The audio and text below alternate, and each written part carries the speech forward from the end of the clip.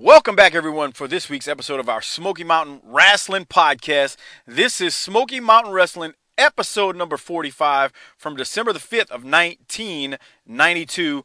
It is the Thanksgiving Thunder Fallout episode. So here we are, Mike, Doc, Hardbody Hopper. Doc, how you doing this week, man? You know how we spend the first few minutes just jaw jacking and talking a bunch of mindless shit to get kind of warmed up for the show. We need to get around that. We're going to recap Thanksgiving Thunder. This is serious business. We need to jump right in. So let's do that shit. Yeah, we just had a long discussion about everything under the sun wrong with the world and how nobody knows how to fix none of it. So yeah, Harper, how you doing, man? I know I'm keeping you from Golden Girls, and I'm sorry, my apologies. But how you doing, man? Dick, I'm just sitting here watching Young Guns.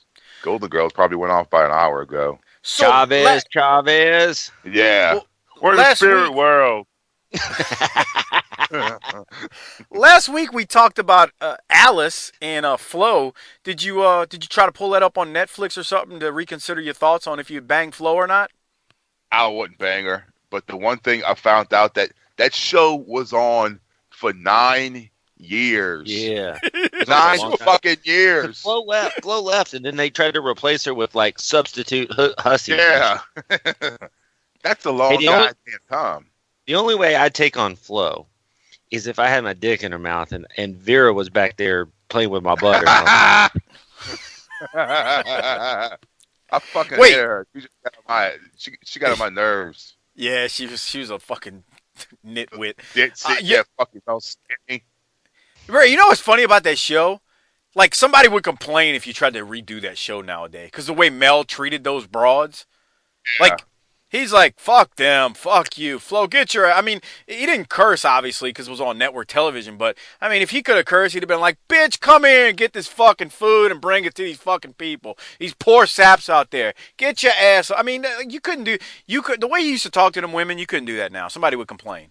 Everybody complains about everything now. This is the age and time of let's offend people, and everybody gets offended. But anyway, all right, let's get into the episode. It is like I said, this aired December the 5th of 1992. We got Thanksgiving Thunder Fallout. If you don't remember, Thanksgiving Thunder was a 4-day-long tour that took place, and a lot of shit would go down. And you know, Bob Cotto is alone at the debate desk as we kick things off, and he tells us that we're going to cover the highlights from the Thanksgiving Thunder tour. Doc, I did want to ask you before we get into it, just overall thoughts, and if there was anything from the opening that you thought that came to mind as Bob Cotto introduced the episode today. Where's Dutch? Yeah. Well, Dutch isn't there. It's kind of sad because I kind of missed the sign this week. We didn't. Go ahead, Hop. I was thinking, where's Dutch, and how come I don't hear a crowd? Yeah, it's weird because you're so used to that live audience. By the way, it's funny you say that. Don't you like the way they open the episodes each week? Yeah. Live crowd. I mean, in front of the live crowd, like that. Yep. Yeah. And it gets straight to wrestling. There's generally no bullshit after about a minute and a half of them jaw-jacking. None of that shit we see nowadays. All right, so let me say this before we get into the show. Pause the show and go give us a 5-star review on iTunes right now and write us some nice comments if you love what we do. We'd appreciate it. As of the recording, which we're doing this on June the 2nd of 2017, we are at 71 reviews, and we would appreciate some more 5-star reviews. Doc said we needed to get to 75 before we would play more corny promos on the flagship show. So hopefully we've reached that goal at this point. If we haven't, please help us out and give us a 5-star review right now. All right, on to the show. We have the first kind of recap that they do is from Freedom Hall in Johnson City. It's a battle royal where the fans pick the winner and the fans get a special surprise. It is I didn't understand why they called it Pick the Winner Battle Royal, but well, I do understand why they called it that. It just kind of felt like it was a little misleading term. But anyway, Tracy Smothers gets the win here. There wasn't much build to this whole thing, but this is probably the right guy to win it since he's so new to the area, and it gives the good Southern people something to cheer about in Freedom Hall in Johnson City. So, Doc, what thoughts did you have about the match, about the Battle Royal just in general? Just that Smothers was over, and he needs it. Like you said, he needs this more than Night Stalker or Dirty White Boy do. Agree. I thought he was the right guy to win. Harper, what did you think? Yes, he needs this to help get himself over. And I'm so Yeah. glad that kid fucking won that VCR, man. God Well, damn. I got a note about that. I'm glad you mentioned that. So after the match, they present a young man named Josh Jenkins a VCR because he was the one who actually picked the winner of the Battle Royal. I guess he picked that Smothers would be the winner. Man, that's 1992. I bet that was really like winning something nice because a VCR back then was still pretty damn expensive. I mean, it wasn't what it was 10 years prior, but it was pretty damn expensive. I didn't get one for another 4 years in like 96 or 97. This kid is 4 to 5 years ahead of me. Doc, did anything go through your mind when the kid won the VCR? Yeah, here's my note. Oh, shit. We can make fun. Oh, fuck. Oh, fuck. We could make fun of this little shit for winning a VCR, but I'd have been ecstatic if someone would have given me a VCR in 1992. Yes. Jesus Christ. Fuck yeah. So the other thing, though, is, my other thinking about that is, but the difference is between me and that little shit is that I wouldn't have pawned it for meth and, Oh, God. let my life go down That's the path that it nice. probably went down, or pawned it and got some new supplies for the still. Harper, let him have it. That's real classy. Doc, that's a kid. Come on. Not a kid anymore. He's probably a toothless piece of shit. Wow. Fucking dude, you try so hard to be like Dutch Mantel. It's not funny. I could picture him now being like 30 years old wearing a fucking Tennessee Titans baseball cap. Like some guy you see on Cops, like getting The arrested. wife beater on, Uh-huh. smoking a Swisher Sweet. Yeah, driving like an old fucking Camaro with fucking Flowmasters on it. with his foot on the bumper. Hey, baby. What's up, girl? What's up, girl? Why don't you let me knock that down? You like Oh, he's got 3 wrestling? teeth in his mouth? Okay. All right. Oh, well let's go from that. So, hey, if Josh Jenkins listens to this, I'd love to hear from him because that, I got to admit, I would have been ecstatic to win a VCR at that point. I mean, Jesus Christ, I can't even put it into words. But after the match, Tracy Smothers cuts a promo. So let's listen to what Tracy Smothers has to say after winning the Battle Royal. Tell you what, they took a little too long. They had you double teamed there. I know you've been doing great things in tag team wrestling over the last couple of years. Now you've come here, you've switched over to a single. I know the transition can be a little tough, Tracy, but you're doing a heck of a job. Thanks, Les.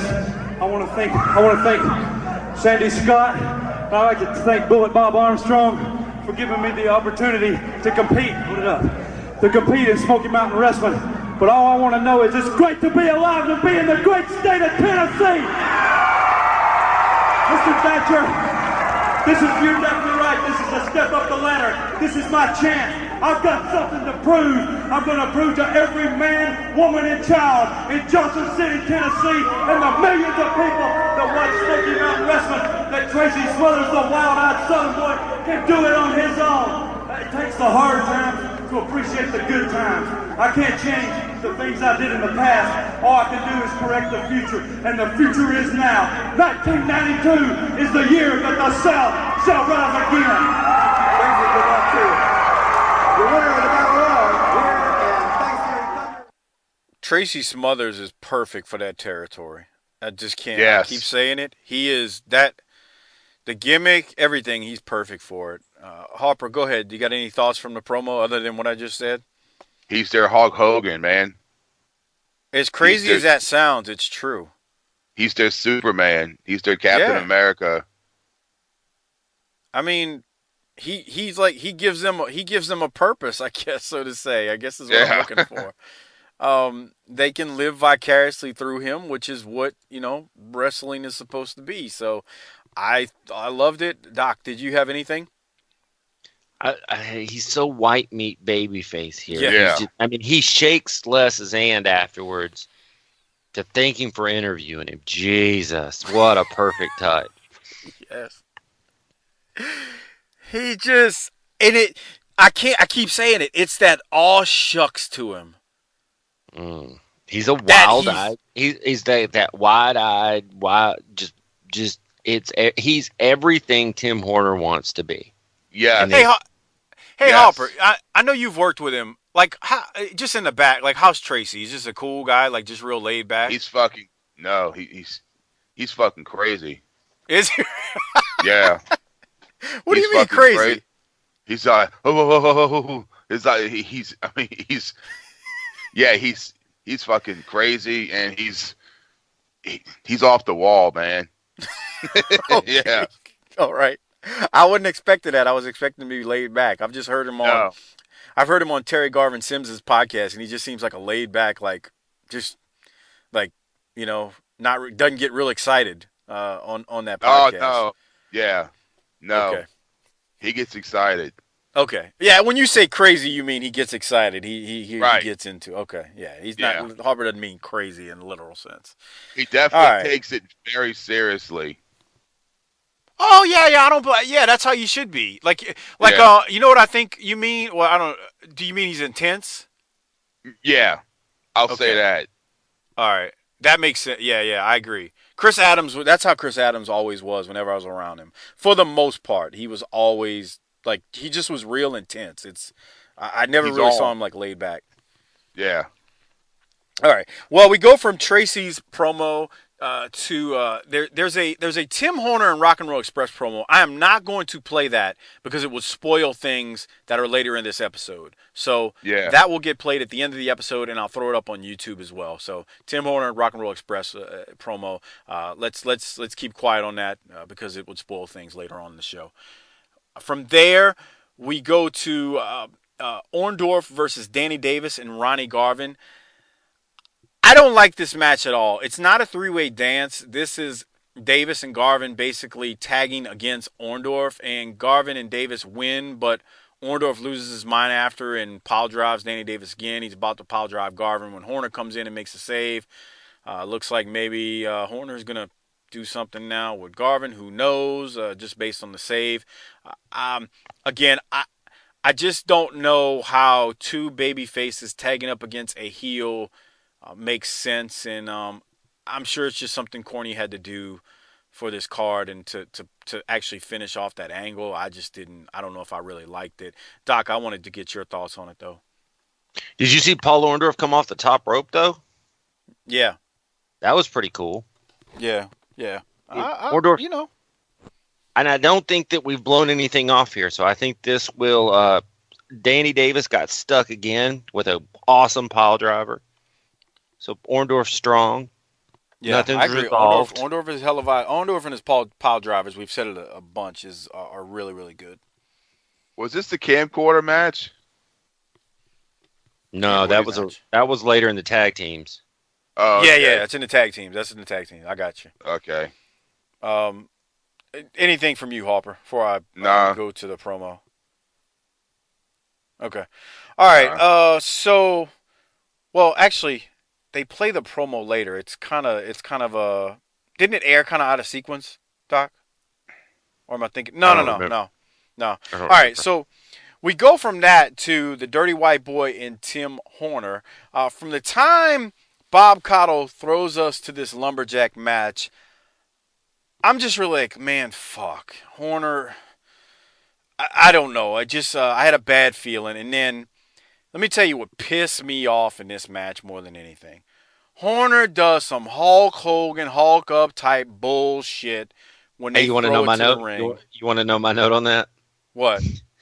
I said, is Horner hulking up or having a seizure? Jesus Christ. Thank God Orndorff is one of the lumberjacks out there. Orndorff is able to help Dirty White Boy while the referee's back is turned. Orndorff throws Dirty White Boy some type of gimmick to hit Horner with. White Boy hits Horner, gets the pin by cheating. I thought it was great. Tim Horner lost again. Cornette, thank you so much. I wouldn't want to see this Horner dude, mullet dude with the strap. I'm worn out on Horner a little at this point. However, I'll ask Harper what he thought about the match. Yeah, I'm kind of. I'm worn out from fucking watching the wrestling. I just want him to keep doing promos. That's it. We just want to laugh at his promos. Yeah, man. If you're having a shitty day, just watch a Tim Horner promo. I posted that this morning, actually. Did I you? said, yes. I said something like, if you're having a bad day, or last night, go to the BTT Twitter. I was like, if you're having a bad day, just turn on a Tim Horner promo and your day will get brighter. He's like watching the little midget guy from the Luchador Federation. I don't know which one it was. Horner's like watching that guy. It's like every time you see that shit, you get a good laugh. You know what show I'm talking about, Doc? You know the guy that gets kicked. I know what you're talking. I know what you're talking about, and that works every time. This guy Horner just makes me want to barf. Go on a murderous rampage. Oh, okay. What were your thoughts on the match, Doc? I didn't ask you. I think it was good old fashioned cheating. They keep the belt on Dirty White Boy. They're pushing towards this Garvin Horner PO Dirty White Boy thing that doesn't do much for me.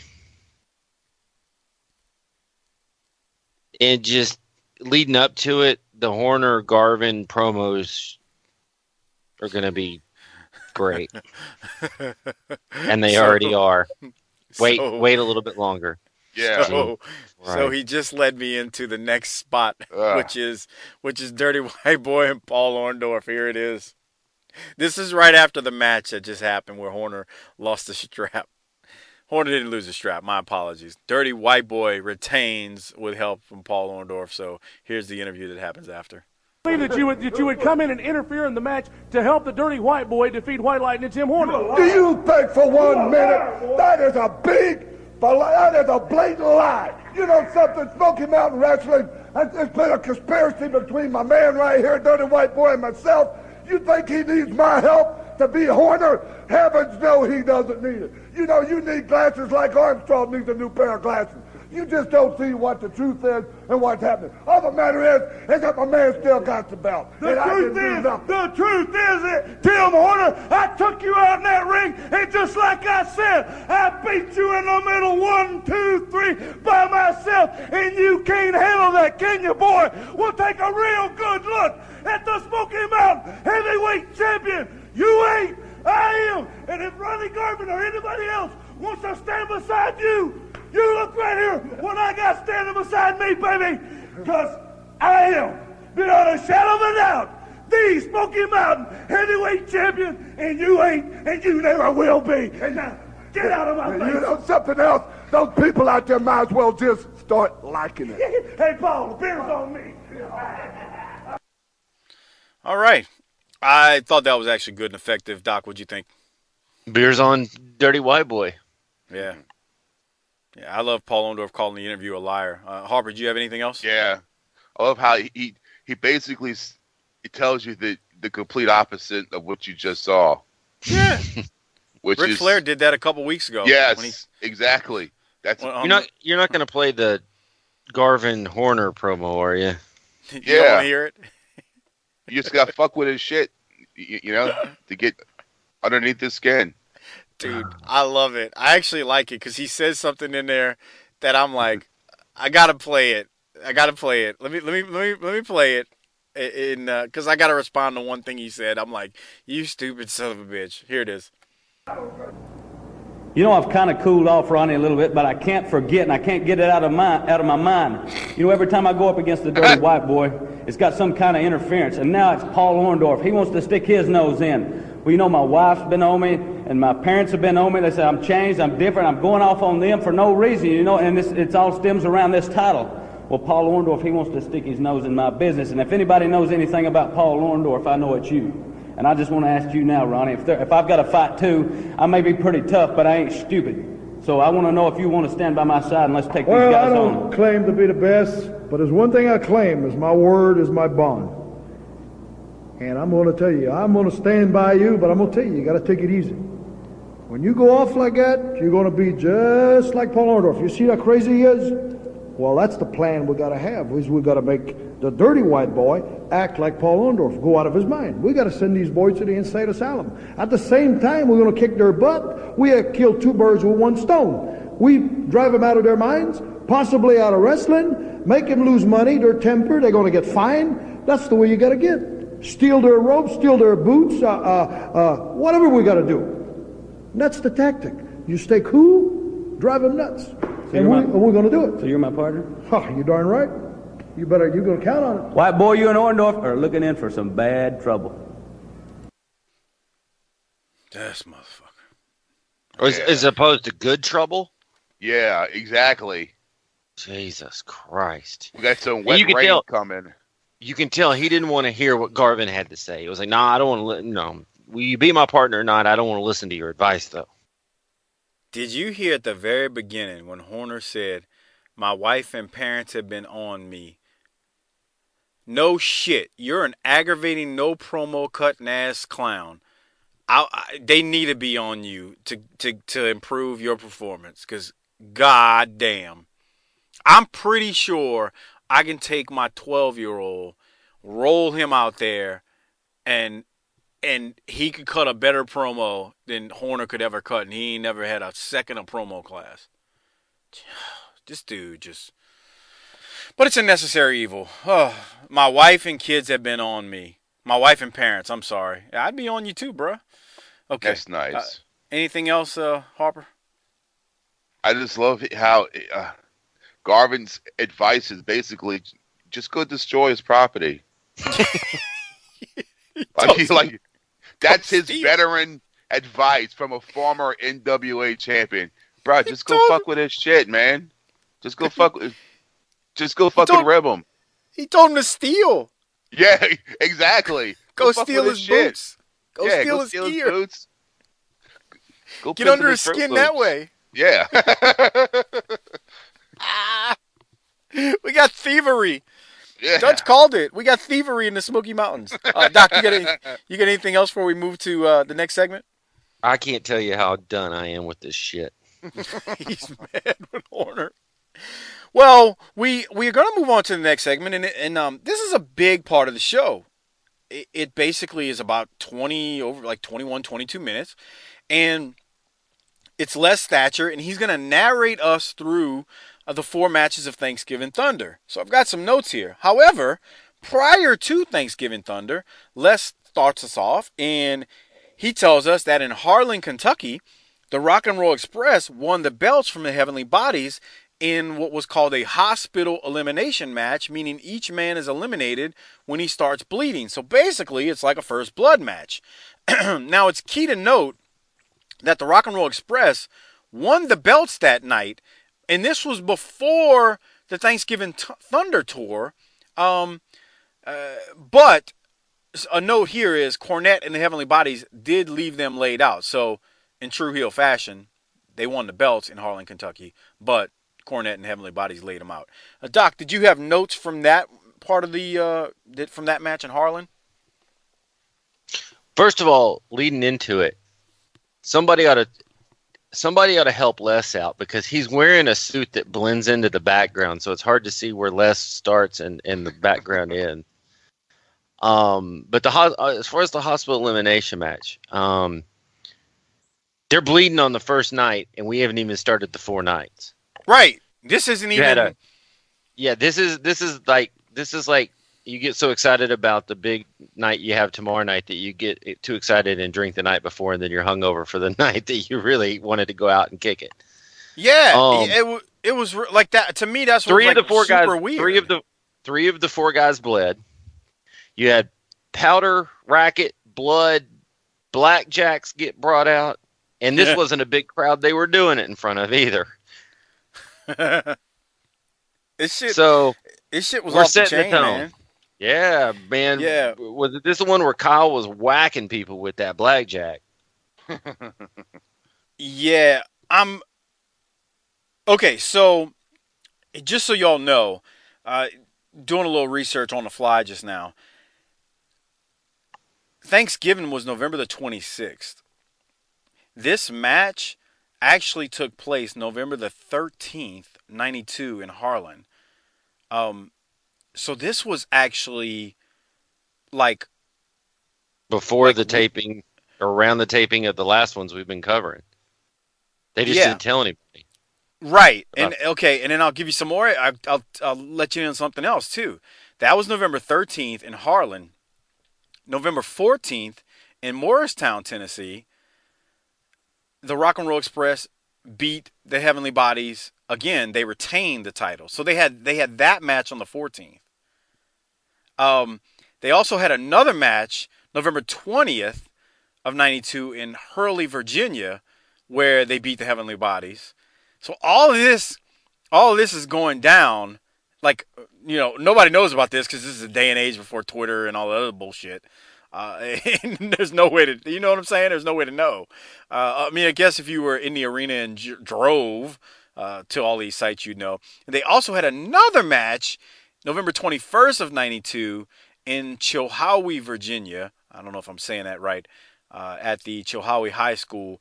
And it was, again, they were the champs and they beat the Heavenly Bodies. Just a regular match. So all of that is before the next set of TV tapings, which is weird. The next set of TV tapings that we cover starting next week, those actually took place November the 23rd of 92.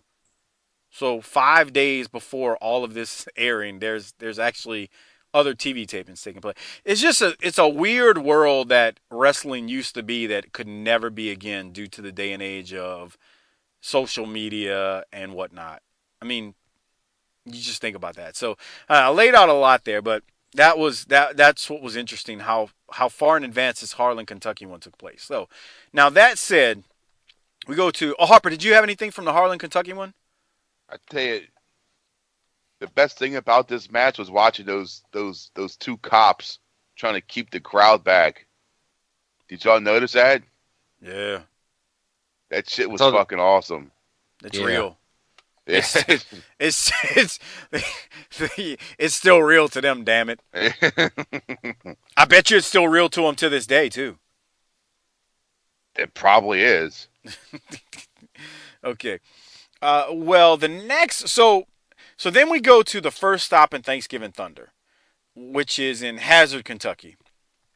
And so Hazard, Kentucky, Falls Count Anywhere in the building. The footage from the match is not the best, but basically Cornette uses ether on Ricky Morton and Dr. Tom pins Morton and the Heavenly Bodies.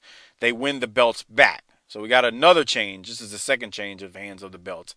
Doc, what were your thoughts on the Hazard, Kentucky Falls Count Anywhere in the building match where Corny uses ether? We got a bigger crowd here, and this one was wild. They were roaming up and down the aisle. I mean, the vantage point of the camera, like you said, wasn't good, but it was still, you could capture that. It was a wild scene, and I told you this, I think, this week at work. I wish there were other things in my life that made me as happy as seeing that ether rag get whipped out. Because every time I see it, it brings just so much joy to my life. And so little of this worthless existence does. But that ether rag is just fantastic every time. Yeah, I like I think I've told you this too. I don't know if I've said it on the show, but I had forgotten how much Cornette also used ether in Mid-South. As I'm rewatching Mid-South, I've seen two other instances where he's used it that I did not remember. I knew of the one time that he did, but which was almost like the first time he used it in Smoky Mountain. But I mean, it actually was the same exact angle. But there's another time he used it on Hacksaw Duggan in Mid-South, and I completely whiffed on it. But yeah, I agree. There is nothing like pulling out some ether. I really hope Harper gets to put some ether on someone in Wildcat. Me too. Here's the other thing I wanted to ask. You need to talk to Luke about that, Harper. I really do. Well, I wanted to ask you guys this. Did y'all catch Corny throwing the rag into the stands afterwards? Yes. Which is great. It's great on two levels. It gets rid of the evidence, but everybody around them is going to smell ether because whatever he was using had ether on it. So it wasn't like pure ether, but it sells the fact that, holy shit, this shit's real. This shit has ether on it. Yeah, smell it. Yeah, it smells like, yeah. He said that. He said that when I was on the Jim Cornette Experience. He said sometimes you throw it into the crowd, and he's like, it's real ether, so it's not like they can't say it's fake. So yeah, Right. yeah, throw that shit into the crowd. Maybe one of them dumb some bitches will smell it.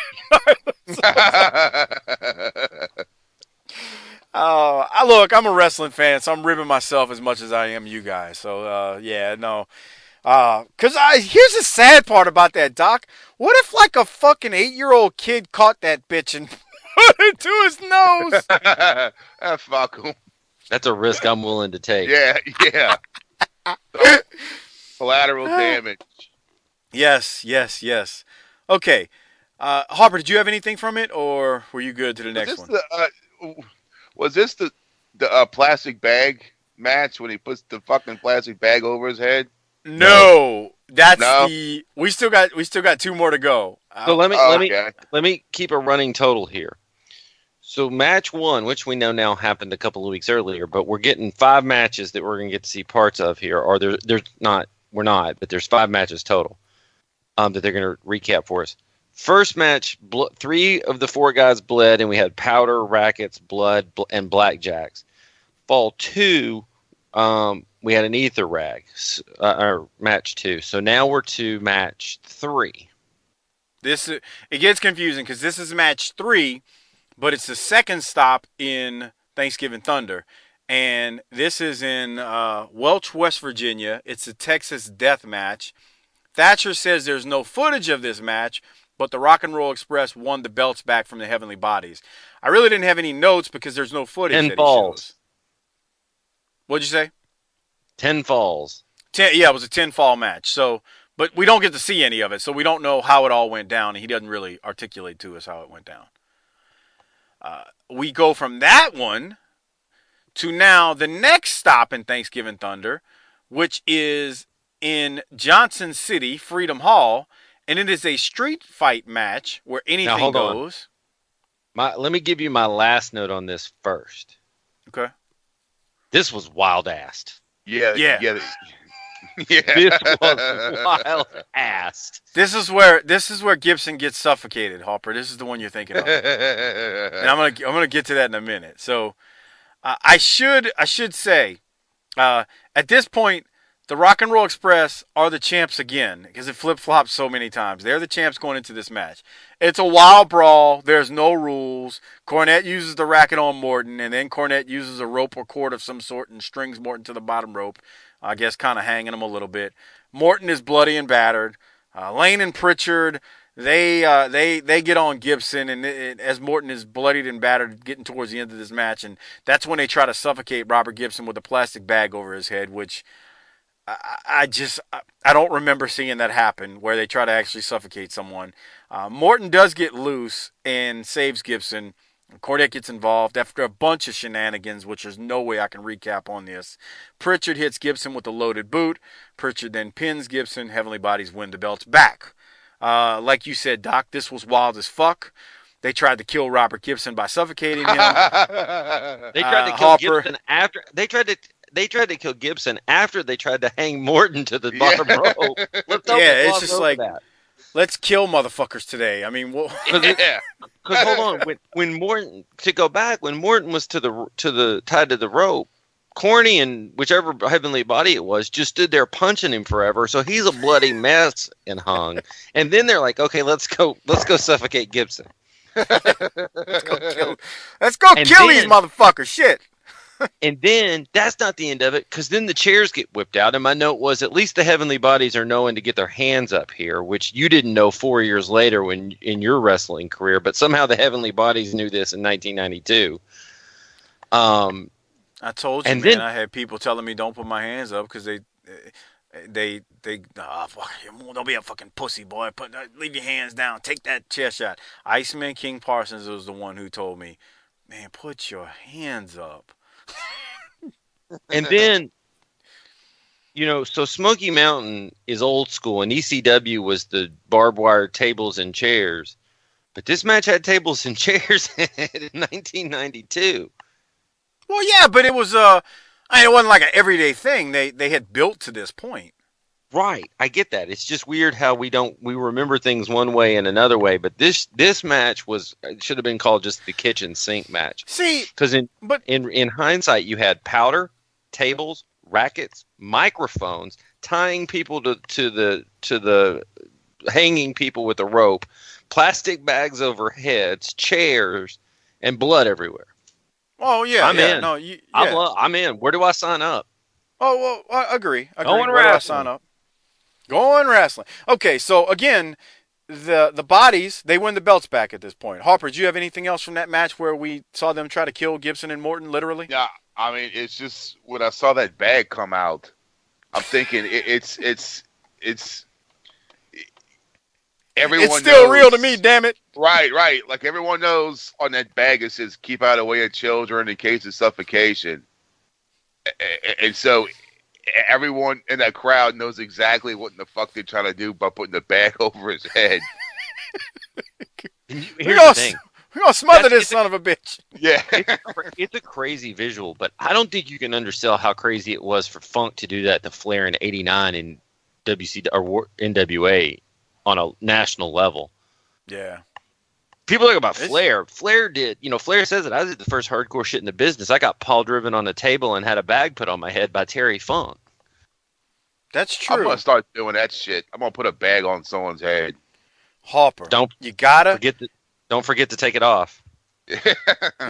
Harper, you gotta fucking.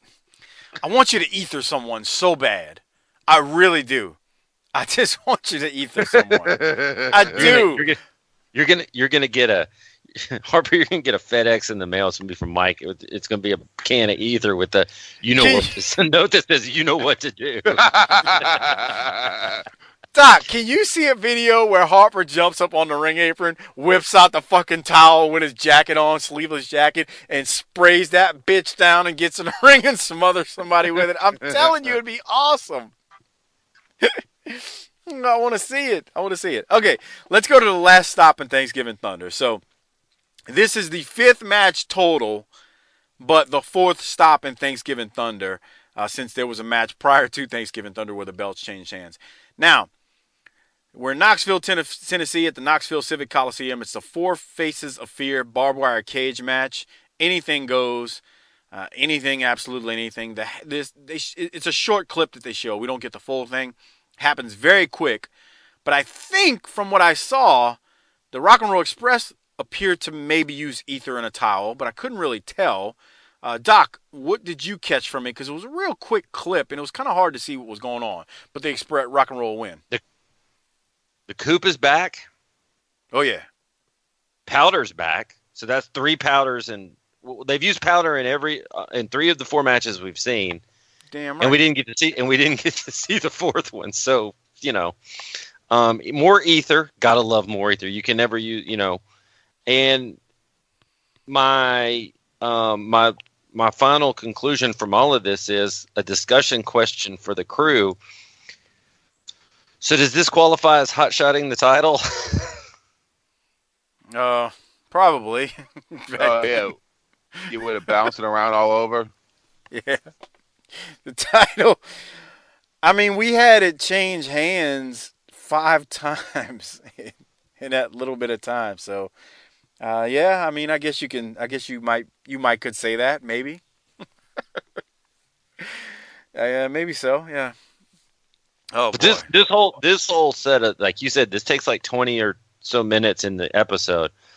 And in my opinion, it's worth all 20 minutes. It's awesome. It's entertaining. It's just great wild ass wrestling that this is the point we're at with this feud, is that these teams do not like one another, and it's personal, and the only way to settle it is with powder and ether and chairs and blood and all kinds of crazy shit.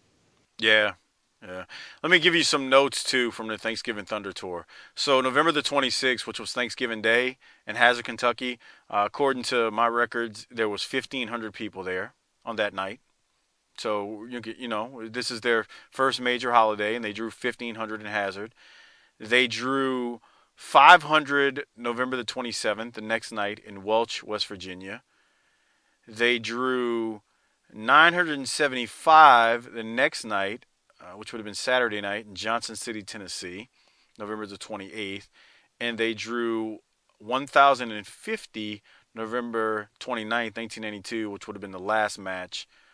They drew 1,050 in Knoxville. So just some notes about, what they drew. I mean, so here's the thing. But here's the thing. What? 500, you're like, that doesn't seem like a lot. Y'all make fun of indies for drawing 200. Dude, there's only 2,400 people that live, like 2,000 to 2,400 people that live in Welch. And I get that not everybody that is there is from the town, but if they were, that's a fourth of the town. Yeah, agree, 100% agree. And you got to remember, this is the first year. So, the TV may have been relatively new I know it wasn't new in like Johnson City and whatnot, because, they had been there before. But, at what point, how new was the TV in Welch? I don't know. Here's the thing. But still, you got to figure it did pretty good for over a 4-night span. 1,500, 500, 975, and 1,050. They pretty much at three of the, I know 975 is just below 1,000, but you could say for 3 of the 4, they drew basically 1,000 people. So, to me, that's you're doing a good job. They averaged about 1,000 people. So, yeah, hell of a job. I bet they stay in business forever. Probably. There we go. Well, so we can't end this without. Harper, any other thoughts on those matches before I go to the Rock and Roll Express promo? All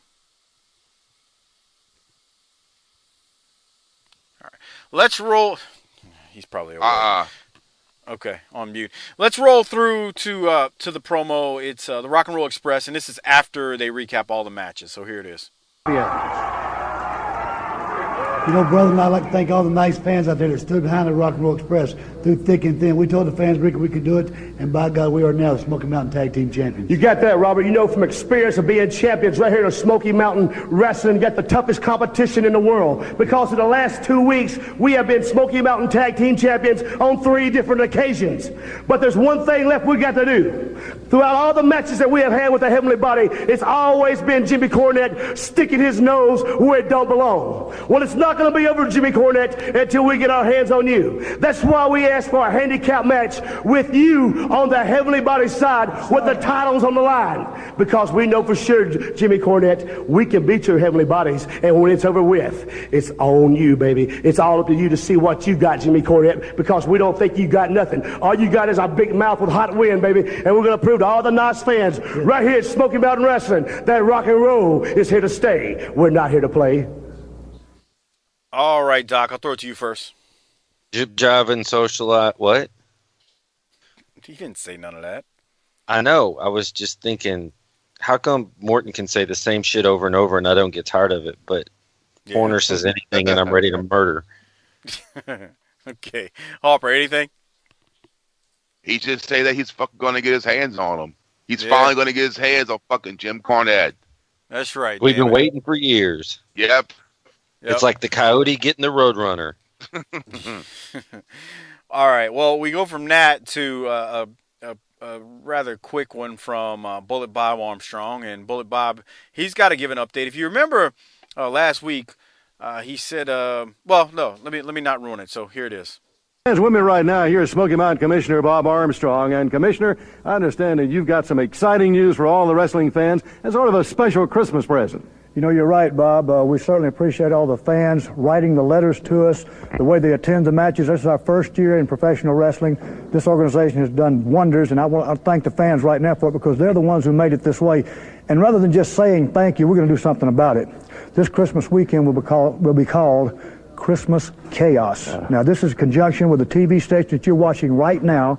You're watching Smoky Mountain right now. We're going to be giving a lot of details later, Bob, but right now I want everybody to be thinking about Christmas. It's almost here. Christmas Chaos, some of the lowest prices that you've ever been able to see a wrestling match before, and we want to call it Fan Appreciation Night for all you people out there, so be listening later for more details about Christmas Chaos. And one more thing. Last week I told the Stud Stable that they'd have their championship match with the Heavenly Bodies. Well, it's not my fault the Heavenly Bodies are not the champions. champions anymore. Now, I've signed that match for December 12th, Morristown, Tennessee, East High School, the Studs and the Bodies. Now, Jimmy Cornette, I can't help it if you're not champion. Let the chips fall where they may in Morristown. Fans, that's going to be something. And don't forget the special Christmas present either. All right, we'll be back. We'll have more right after this. Okay, Doc. I need to. I almost want to play what comes up next before we really talk about what Keep going, Bob. Okay. Keep rolling. Yeah. So you're good with that. That's what I thought. All right. It's important to pay attention to this because I really think this is one of the better Down and Dirties that we may see throughout Down and Dirty. Just because of based on who's in it. So here it is. Let's cue it up. Everybody, welcome to Down and Dirty with Dutch. I'm Dutch Mantell, and you're not. Today on my program, our special guest, Jim Cornette and the Heavenly Bodies, and they're going to give us their comments on the upcoming Christmas chaos. Jimmy? Well, you know, the Rock and Roll Express, it wasn't bad enough that they stole our belts. It wasn't bad enough that they ripped us off like thieves in the night. Alibaba and the 40 Thieves could not even begin to equal the rip-off that we suffered at the hands of the Rock and Roll Express. Now, they have gone to Commissioner Bob Armstrong, and they've got this situation. It's a 3-on-2 handicap match at Christmas Chaos. Stan Lane, Tom Pritchard, and me in the ring, 3 of us against the 2 of them. Now, they got to be crazy in the first place because there's no way they can beat Stan Lane and Tom Pritchard, the Heavenly Bodies, together, much less with a man of my caliber in the ring. But I don't want to get in the ring. I'm afraid I might hurt him and get arrested. That's why I don't want to get, not because I'm scared. No. I don't want to get in the ring. But you know something else? I am so upset at what's happened with the situation where Bob Armstrong went out and signed a match with us against the Stud Stable where we were to defend the title before we were stolen from. That's why I've asked my good friends Robert Fuller and Jimmy Golden, the Stud Stable, to come on in here, guys. It's good to see you guys. How y'all doing? You know, Bob Armstrong set this match up, trying to instigate, trying to stir things up between us and our good friends. But, of course, I know it's not going to work because, you see, now that is the unfortunate part about it. Now that we're no longer the champions, don't have the belts. Right now, for the time being, there's really, I guess there's no point in having the match anymore, so we might as well, you know, it would have been a great thing. I would have loved to have seen it. They would have, you know, everybody would have fun, but I guess there's no more reason to have the thing, so we'll just forget about it. I figured when I talked to Jimmy, he said we might ought to go ahead and have the match. What about contenders, Dutch? Yeah.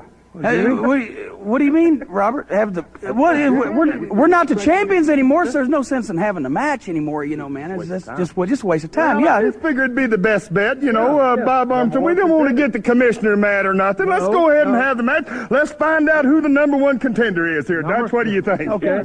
You know, let me be the first guy to say this. I've admired you guys a long time, you know. Now, well, I appreciate it. You know, I just want to say this right off the bat here. You know, even though you guys hadn't had the national exposure that we have, I've always admired you guys because you've been on top of the game right here in the local little small-time stuff, and it'd be a pleasure for us to wrestle you, but, you know, no more belts, so what the heck. Yeah, I mean, we really don't have. Hey, Stan, let me tell you something. You know, we used to being the champions. We've been champions all our lives, and you might say top dog, so to speak. We're used to the wrestlers coming to us to get a title shot, kind of like what you guys have been doing. You know what I mean? Hey, well, Jimmy, you know, I tell you what, if you guys are set on the match, I can tell you this. At least I know that it'll be a clean match. I know we won't break the rules, and you guys won't break the rules. And we sure won't break the rules. You got my word on it. You got Stan's word. I know you got Jim's word on it too, guys. So, hey, I tell you what, sportsmanship, that's something that we live by. And if we do have the match, I know that that's something that's going to take place. It's nothing but sportsmanship. I tell you what, Dutch, I wish you could be there to see it. You know, because it should be a great match. I'm sorry you can't be there. Well, I am going to be there.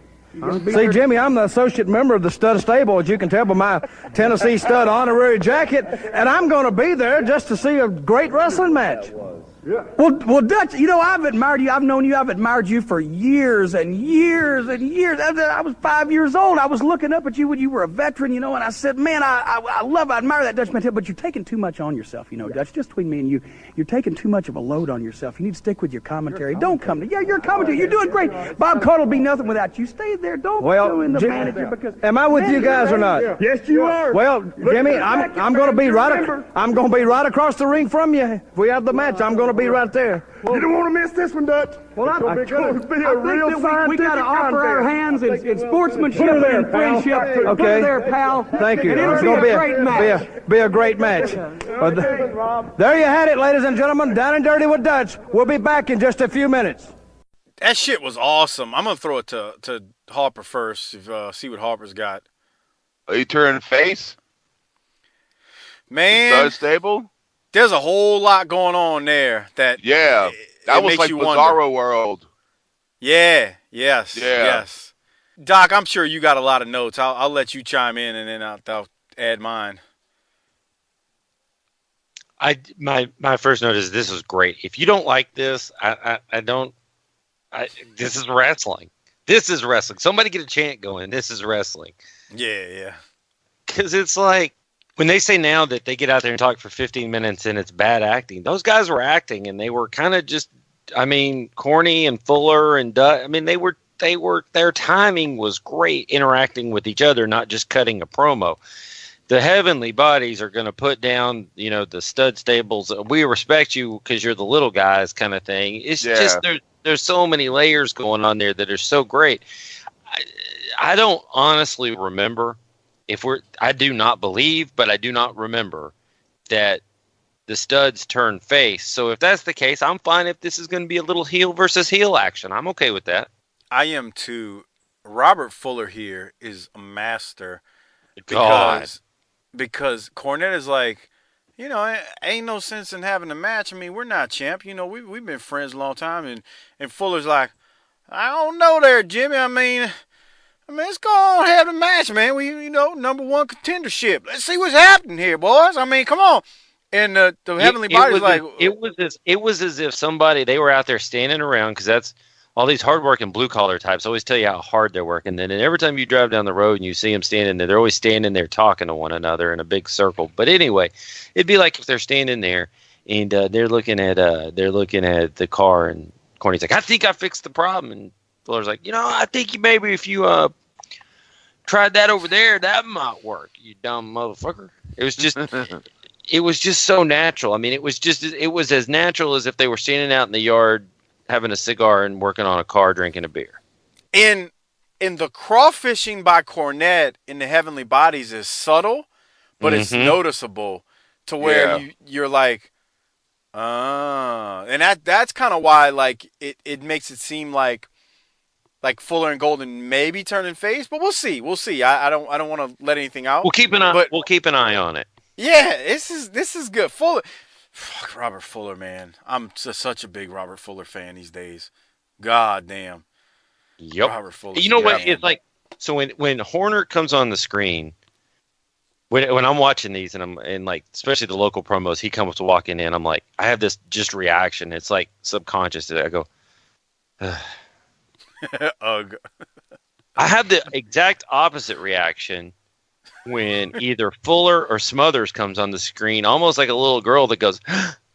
So instead of exhaling like a big, I'm like, I kind of draw my breath in because I know something good's about to happen. Amen. God, I'm with you. Go ahead, Hopper. I can't wait to see this. You and me both.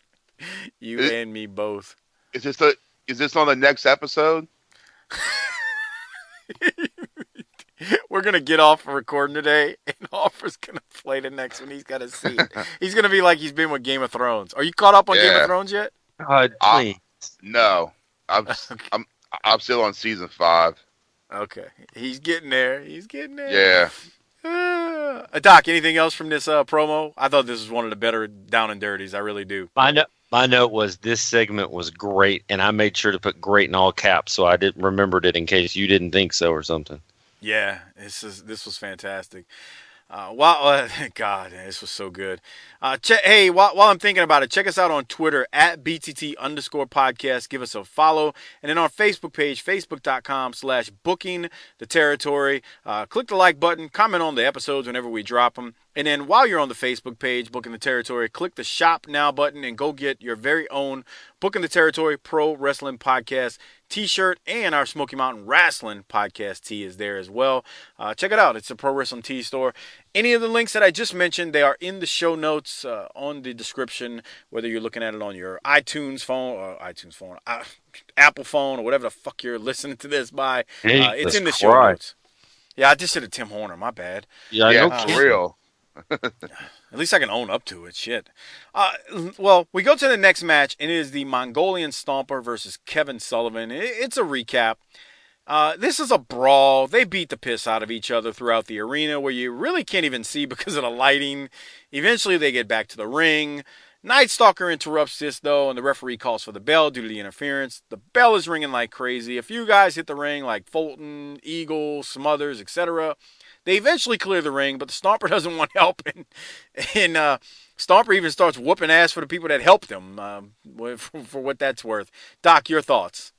Well, Sullivan doesn't let Stomper get in the ring to start, and Yeah. it's got to be a wild ass sign that the babyface good guy is coming to the ring with the theme from the horror movie Halloween in the background. Yeah.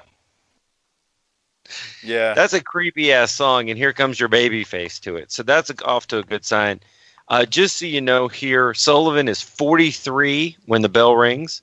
Stomper is 56. So you got 99 years of brawling going on there. Wow. And it leads to even more. What? He's in good shape for a 56-year-old right there, Well, too. yeah, he is. And it leads to even more hilarity after the match. Yeah, this is, so after the match, did you want me to play that? No.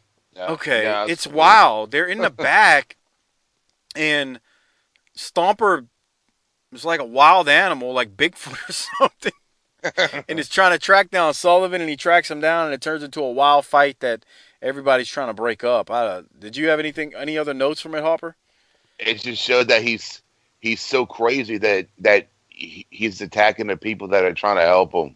Yeah, it's just insane. That was crazy. Yeah, he's such a maniac. So yeah, I love stuff like I love stuff like this, and like so Sullivan's back there. I think his boots are already off, and they're throwing blows in the locker room, and that's back when they didn't do this every Monday night. So it was kind of you didn't get just a glimpse in the locker room back then, right?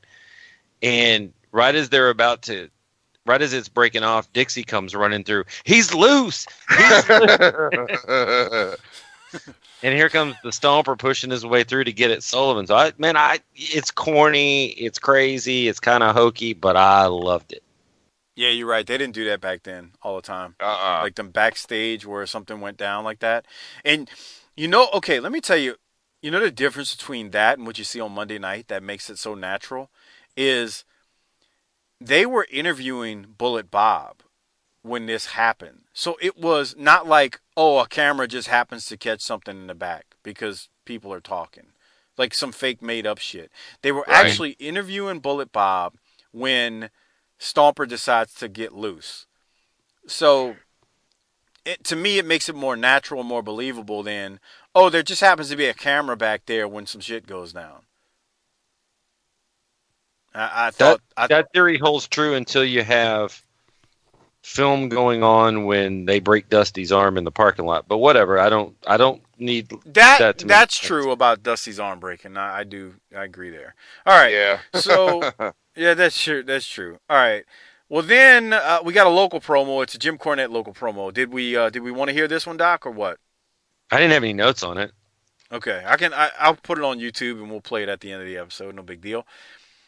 We go from that to Bullet Bob Armstrong. So now this is kind of recapping. I guess we're pretty much recapping the entire episode. So from what's his name, Bob Caudle. So here it is. Fans, it's been a great hour of Smoky Mountain Wrestling. You've just seen some of the tremendous action that took place during the Thanksgiving Thunder Tour. And right now, here's Commissioner Bob Armstrong again, who whet our appetites a little earlier for Christmas Chaos. Have you got any more information on that one? You know, Bob, I've been a busy boy. I've been on the phone with the board of directors, and I've come up with a triple main event for Christmas Chaos. Now, I want you to listen to this. All right. The Mongolian Stomper and a partner. And the reason I say a partner, so far nobody will sign with a man because you know what a nut he is. Right. He's crazy enough. He can whip anybody in his way. But when he finds that partner, he's going to be going against Mr. Evil himself, Kevin Sullivan, and that huge Night Stalker friend of his. Also, the second triple main event, Tim Horner and Ronnie Garvin versus the Dirty White Boy and Paul Orndorff. How about that one? Yes, sir. And how about the next main event? A 3-on-2 handicap. Rock and Roll gets that chance at not only the Heavenly Buddies, but Mr. Jim Cornette will have his buns in that ring just as well instead of outside running around. And if you think this is something, that's 3 main events. The preliminary card on Christmas Chaos looks like a main event in any arena in the world. I'll be coming back to you with more of it later. All right, fans, you heard that. We'll be giving you more information on Christmas Chaos. That's an event you don't want to miss. Hey, it's been a great hour. Next week right here, it's the Dirty White Boy versus Tim Horner for the title, and we'll see you then. All right, that wraps it up. Go ahead, Doc. Give me your thoughts. I really enjoyed seeing all the matches from the tour, the Thanksgiving Thunder, and they were really enjoyable. My only nit on it is that nothing is settled, and we're just kind of went sideways afterwards, and we're going to continue some of these feuds. And for some of them, they could go on forever. I think we're referring to like the Heavenly Bodies and Rock and Roll, and they'd still be okay. Some of them, I think, need to wrap up. That's my only kind of. We did. Well, I agree for the most part. We did. We kind of settled the Rock and Roll and Heavenly Bodies. I mean, maybe a little. That's got to be over by now, huh? Well, I don't know. No comment. But that's nice. The Rock and Roll did win the belts after swapping hands a few times, so we'll see. But I don't know. They're kind of transitioning to some things too, if you think about it, because we got the stud stable now, maybe against the Heavenly Bodies, and how does the Rock and Roll Express play into that? Think about that part, So, but I think I know what you're talking about. There's other stuff that didn't get settled. And dude, where's the Fantastics at? Are they gone? I don't quite remember, but you're right. Bobby and Jackie haven't been there. No. They haven't. Yeah, you're right. I don't want to say anything, but they haven't been there. Yeah, they haven't been there. I don't know. So let's give out some. Anything else as we wrapped up that last segment? Now, bruh. Disability check time. Doc, what are you giving it this week? I had a lot of fun watching this. I'm a hard grader. Mm-hmm. I give no quarter. I'm always charging forward. Mm-hmm. So this may surprise you a little bit, but I'm giving this sumbitch 9.0. Wow. That's high for you. Good God. I can't go that high. I will give it an 8. But 9.0 feels like a bit much. Okay. Hopper, you? I was going to give it an 8. Okay. Yeah, 9.0 feels like a lot, Doc. Yeah, man. Dude, that street fight match between the Rock and Roll and the Heavenly Body. When he tried to murder Gibson? and Morton was crazy. I loved it. I love the stomp. I love the Stomper Sullivan because they were all over the damn arena. And then the down and dirty piece, just some hot shit going on. And this is wrestling the way it used to be and the way I like it. Yeah, I that's true too. That's true. Okay. Well, I mean, I'm not saying you're just a hard grader. So when I see 9, I'm like, damn, he gave that thing a 9? Shit. Well, okay. Hey, if you want to listen to other 9s and 9 type episodes, I suggest that you check out our patrons and become a patron. tinyurl.com/BTT patron. Become a patron. Become a Hall of Famer like William Shepard at ShepDaddy32, Martin Howell 71, Tim Moretti at Tim Moretti and Codeman822, and at Unconvinced Ray, David DeVries. They are our Hall of Famers. Also want to thank Drew, Big Rich, T Steele, Spy Boy, Steven CG, Mike Havercroft, Sparks Third Coast, M. Wilson, Voodoo Moon, Frog Zeppelin, K-Stone, Lone Wolf, Twit Dust, Wayne G, Adam, William, Dan, N, Jason, Dan V, David, Matt, Armando, Cedric, Boone, and Marty. Thanks for being patrons. Again, tinyurl.com/BTT patron. Doc, we're coming up to the point where someone can cut a promo on you, and not only that, they can. They're not going to. I'm not even concerned about this. This is bullshit. This whole they're thing fucking scared. They're scared. Yeah, they're calling y'all out. Bitches. Well, like I said, you also get access to the Patreon episodes. Go ahead, Hopper. They're fucking bitches. Oh, Jesus. You heard the man. They're fucking scared. No. I appreciate everyone who's a patron. I hate They're them not all. okay. None of they like y'all. That's just funny. Even when y'all curse them out, they've always Why is it said so that. hard to hit 5 stars and just put a little like sentence? It's a great, Yeah, great Harper and I, podcast. here's the thing. Keep it up. Harper and I don't get paid in actual money. So this is like our Bitcoin to get to read these comments from the people because Mike keeps us off the Twitter. He keeps us away from the fans. We're like Hannibal Lecter. We only get unleashed and like unshackled for the show. And so that's our only way to really get out with the people. And then you guys don't do it. So fuck him and fuck you. All these good people. All the good people of the BTT Army. The nice Hashtag fans. BTT The nice Army. fans, right? All the nice fans. Please consider it. You know, you can sign up for as little as you want. But you know, hopefully you'll choose the upper level options. Again, it's tinyurl.com/BTT patron. The link is in the show notes along with the Amazon referral link. That's tinyurl.com/BTT Amazon. Use that when you're purchasing things on Amazon. We get a little bit of kickback in return. We definitely would appreciate it. All right, that said, it's government cheese time. I am going to go first, and I am going to give the government cheese to Down and Dirty with Dutch. I just thought that was one of the best promos we have seen in Smoky Mountain, and we have seen some great ones. I just really love the interaction and exchange with them. I thought it was fantastic. Doc, I'll throw it to you to give your government cheese, as named by Shard Johnson, longtime listener of the hashtag BTT Army and Smoky Mountain Wrestling Podcast and Booking the Territory. So go ahead, Doc. I'm giving it to the Rock and Roll Express for that third match in the street fight where they got hung and suffocated. Can't disagree with that. I mean, that was a hell of a segment. And really, I could give it to both tag teams for that series and what they went through to please the nice fans out there that don't appreciate shit. Oh, God. Harper, what about you? Yeah, mine goes to the Rock and Roll and to the Heavenly Bodies. They basically did every way to kill someone except using a fucking weapon. And it's like the only other way is if they put a funnel in his mouth and like had like fake bleach. It poured fucking like fake bleach into the fucking funnel or something. You might should have kept that for yourself and pulled that out at a Wildcat show. Yeah, that'd be fucking awesome, huh? He's got Fabuloso. He's got Fabuloso. Oh boy. That would be a Harper. That's pretty damn original. Yeah. If you were to do that on TV. Whip out the funnel real far from your body and show everybody, and they're like, "Why is that a funnel?" And then you stick it in his mouth real slow. Whip out the funnel.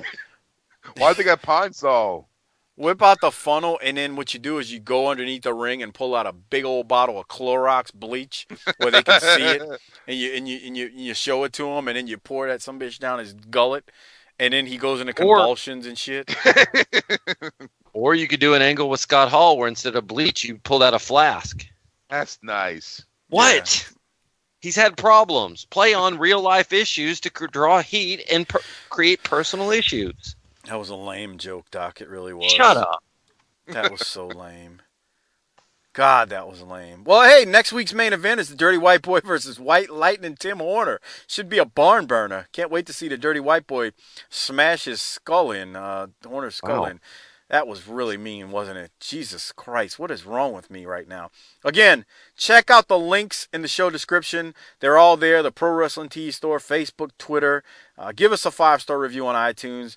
Become a patron member. It only costs a couple of quarters a month. We really would appreciate it. And use that Amazon referral link, tinyurl.com/BTT Amazon, whenever you are purchasing something on Amazon. Lastly, I want to say thanks to the Wrestling Podcast About Nothing with the Kingpin, Brian Malonis, and Mike Crockett. Mondays, they have a show on the NAI network. Thursdays on their own feed. Best way to find them is to search WPAN on your favorite podcast app, and their show will come up. Again, it's twice a week, and you can subscribe to them and learn and have fun as they talk. They talk a lot about the current product, which we never do, thank God. Oh, how great has it been that we don't have to talk about that shit anymore? Fuck that shit, bro. For real. I haven't watched Raw and SmackDown in fucking months, and I feel good. I haven't watched either, and it is a Liberating feeling, Doc. And I have no desire to. I have zero None. desire. They don't No, have I- anything. They don't have anything for me. Yeah. Let me tell you what happened the other night. It was Tuesday night. My wife is in the living room, and she goes, are you watching anything? I was like, nah, I'm doing some stuff for the show right now. I was typing on the computer, and I think she hit like the guide button and was scrolling through, and she saw SmackDown. She goes, what about your show? I go, what about it? I'm doing something right here on the computer for it. She goes, well, SmackDown's coming on at 7. I was like, yeah, fuck that shit. She's like, well, how do you do a show without talking about SmackDown? I said, You really don't well, have a strong. You don't have a strong relationship with your wife, do you? I was like, when's the last time you saw me watch SmackDown or Raw? And she said, well, you did see, you saw a segment the other night. I was like, yeah, I turned it to it for a second because my Twitter was blowing up about something that happened, and I said I watched like a minute of it and was like, yeah, fuck this shit, and I turned it. She's like, oh, okay, so y'all don't talk about that? Nope. What do y'all talk We talk about? about women and their stupidity. Yeah, we talk about broad logic. That's what we talk about. Anyway, all right, I'm tuckered out. Doc, are you tuckered out? Let's go. Yeah. All right, y'all. Like I said, check the show notes. Follow us on Twitter at BTT_podcast. Like us on Facebook, facebook.com/Booking the Territory. And show notes have all the links, all the Smoky Mountain gear you can buy, the Ron Wright shirts, TeePublic, but it's in the links below, so check it out. Harper, hit the tagline, get us out of here, whatever promos of the week that we have, and that wraps us up. Episode 45, December 5th of 1992. I think we got a couple of promos that we'll play at the end. And hit the tagline, Harper. Fuck it, bitch.